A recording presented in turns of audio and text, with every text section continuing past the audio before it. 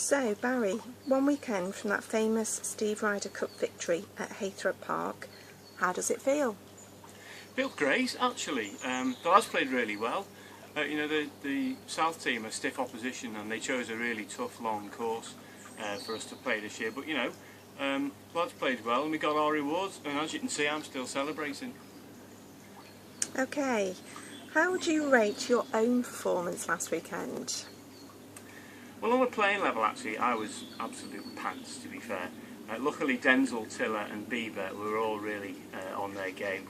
You see, I think my strength is really in my captaincy skills, being able to inspire and lead. As I did this time, I inspired and led those lads to that famous victory.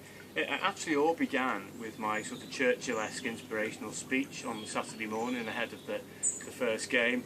I think that really set the tone and set us up for that win.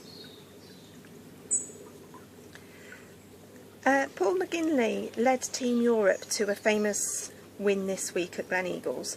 How much do you think that was inspired by West Midlands team?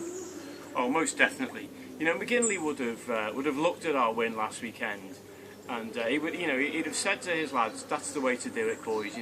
That's the way to win a big trophy like that." And their performance this weekend, winning 16.5 to 11.5 against the USA, is clear evidence of that, I think. Okay, thank you. And finally, just tell us what the highlights of this year's Steve Ryder Cup were for you. Well, do you know what? There were so many. Where do you start, really?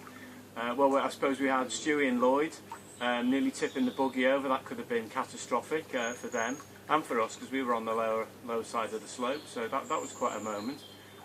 Then we had Tiller, who actually left the trophy full of kitty money on the hotel reception counter and went off to get his shower. That was a highlight.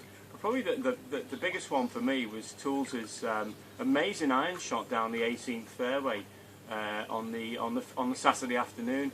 He hit a really long iron down the fairway, and it was veering off into the trees, into space. It looked for all the world like it was going to be on the 17th fairway rather than the 18th. We heard it smash a tree. Didn't see where it went. We get down the fairway, 200 yards there, and there it is, lo and behold, it's popped up onto the fairway. It's sitting fantastic, 100 yards from the pin, and he only goes and chips on and gets himself a birdie to scrape a half in that last match. That's what the Steve Ryder Cup is all about. Okay, thank you, Barry.